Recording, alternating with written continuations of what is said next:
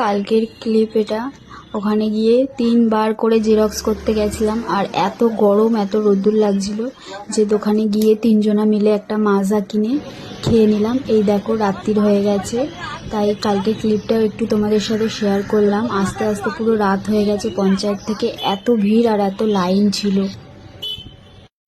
So hello বন্ধুরা, কেমন আছো সবাই? আশা করছি সবাই খুব ভালো আছো। আজকে আমার উঠতে লেট হয়ে গেছে, কালকে পঞ্চায়েত থেকে আসতে রাত হয়ে গেছিল। দেখেছিলে কালকে আমি পঞ্চায়েতে গেছিলাম ফর্ম জমা দিতে, আর ওইখানে গিয়ে যে এত কিছু হবে আমি বুঝতে পারিনি, আর এত কিছু হয়েছে। আস্তে আস্তে প্রায় 7টা 8টা বেজে গেছে। ওখান থেকে এসে আর কিছু ভালো লাগছিল না সারাদিন দাঁড়িয়ে থাকার পর।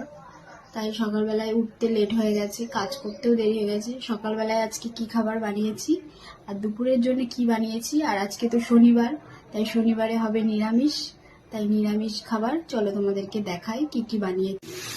সকালবেলায় এই যে বানিয়েছিলাম গোলা রুটি, ময়দা আর আটা মিক্স করে গুলিয়ে চিনি দিয়ে আর নুন দিয়ে সাদা তেল দিয়ে প্যানের মধ্যে ভেজে নিচ্ছি। কে কে গোলা রুটি খেতে ভালোবাসো অবশ্যই কমেন্ট করে জানিও।